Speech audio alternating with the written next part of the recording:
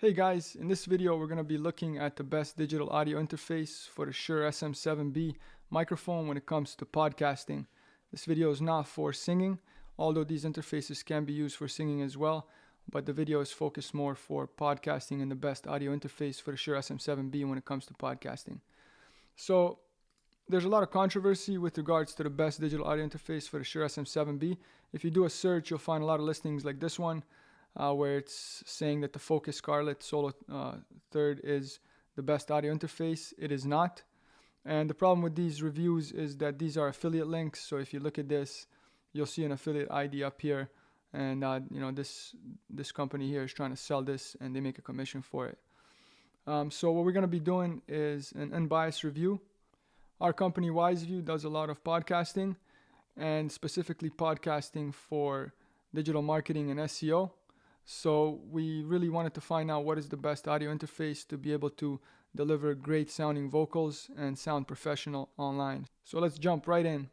We're going to be looking at 4 digital audio interfaces. The first one will be the RME Babyface. This is a more premium digital audio interface in the $1,000 range.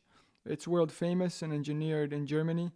So it's going to be the more expensive one, or the most expensive one in this review. And I think it's a good comparison to compare it to some of the other lower budget audio interfaces. And those other interfaces are the Evo 4. This is a famous digital audio interface for home recording. We're going to be looking at the PreSonus 24c audio interface. And we're going to be looking at the ID4 by Audient. So both of these interfaces are top rated. I believe this one is the top rated on Amazon, or recommended by Amazon.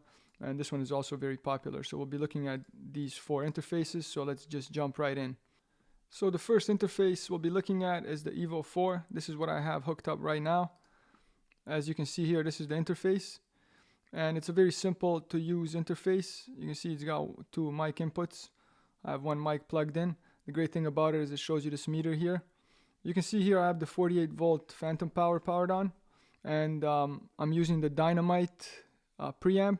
This just plugs into your cable and into your Evo 4. So the reason why I have this plugged in is because the Evo 4 by itself, without this 48 volts or 28 decibels of extra gain, sounds very quiet. You have to max it out here, and you really have to keep this mic as close as possible to your face. I've tested it without the 48 volts on Zoom calls, and the people on the other side have a hard time hearing me. I've also recorded it, listened to it, and found out that it's not that good. So once you add the 48 volt power to it, or the 28 decibels of gain, added gain, you can see what that sounds like. I'm going to stop talking so you can hear the background noise as I increase the volume. So you can see right there, it is picking up that background noise, even though it's very quiet right now. And when I talk, you can see right there, it's just clipping just a little bit when it gets into the red.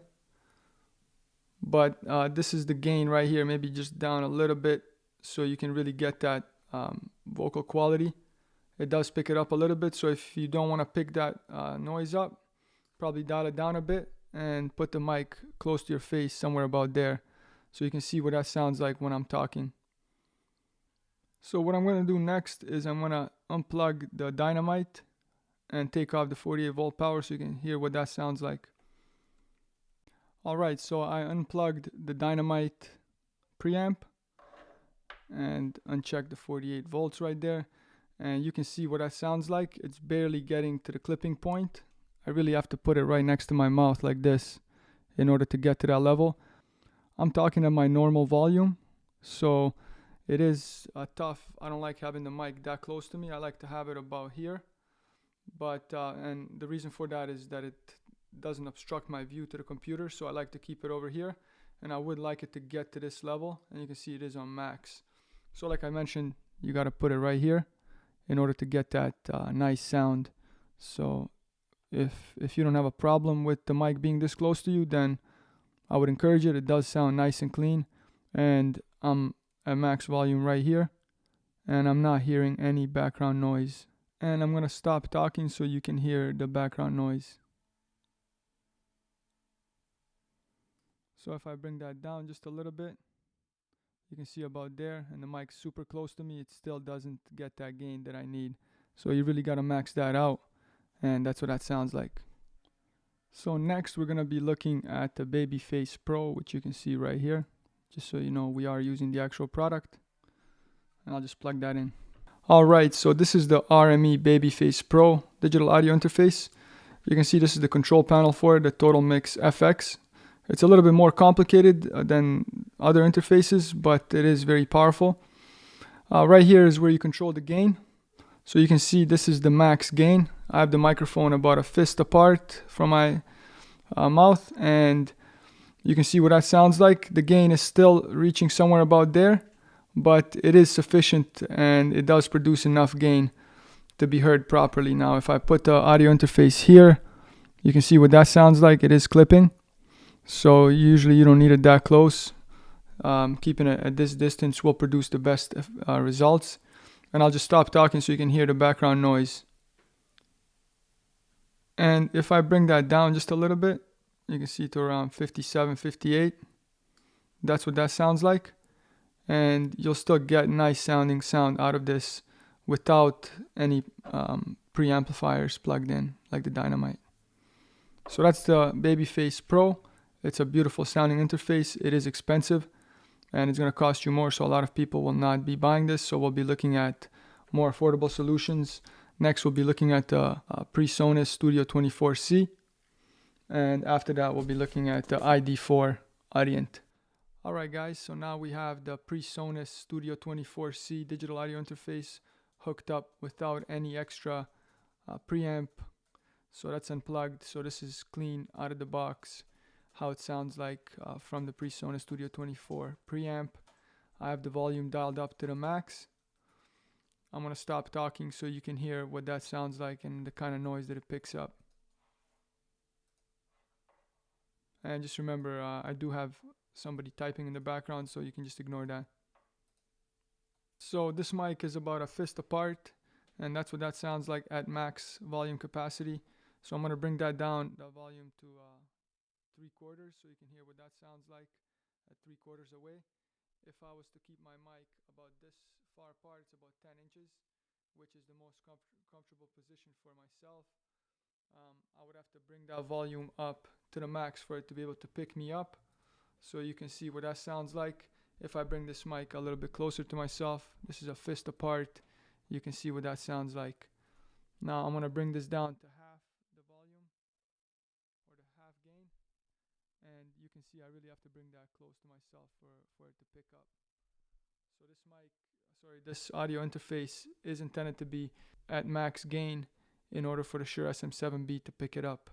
So what I'm going to do next is I'm going to connect the Dynamite to the interface so you can see what that sounds like with the extra gain.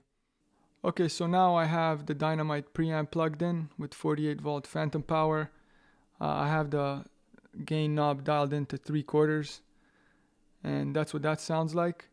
If I was to dial the knob down to 50%, that's what that sounds like. The microphone is about a fist apart from my face, and if I was to move that back, I would have to increase that gain. So you can see now I have it dialed in about 3/4.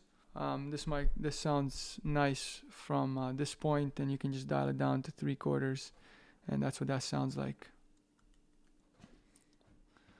Alright, so now I have the Audient iD4 hooked up without the Dynamite extra gain.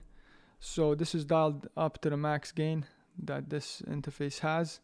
So you can see what that sounds like. It's about a fist apart, and it is a very popular audio interface. If I bring that away from my face about 10 inches, you can hear what that sounds like. And if I bring this close to my face right in front, you can hear what that sounds like. So it does have its own color. So if I put it right here and drop the volume or the gain down to 3/4, 75%, that's what that sounds like. And I'm going to dial it up completely. And I'd like you to hear what it sounds like just picking up the background noise. And if I bring this interface close to my face, that's what that sounds like. So what I'm going to do next is I'm going to plug in the Dynamite extra 28 decibels and show you what that sounds like. Alright, so I have hooked up the Dynamite extra gain the gain knob is dialed up to 3/4, and that's what that sounds like. The mic is about a fist apart from my face. If I move it about a foot or 10 inches apart, that's what that sounds like. And now if I increase the gain just by a little bit, I don't want to go too loud because it might hurt your ears, so you can see how much that picks up. And I'm going to dial it down up to the max so you can hear that. That wasn't max, but it was almost there. So there you have it. That's how it sounds like with the Dynamite. Now please keep in mind that when you do plug these types of devices in, it does change the color of the preamp that's built into the actual interface. So if you really want to get the sound from the preamp in the interface, which is going to be a much higher quality preamp than this, then you should not be plugging these guys in, because it does alter the quality of the sound and the color. But if you're using a microphone like the Shure SM7B, then sometimes you need more gain, and that scenario you do need one of these. And I also wanted to dial down the gain, so I have it about right here at this point. Even if I drop it a little bit more and then bring the mic close to my mouth, you can see that would be the optimal gain level, somewhere around there between these two. And that's what that sounds like with this amplifier. So there you have it, the 4 most popular digital audio interfaces. Let us know in the comments section which one you think sounded the best.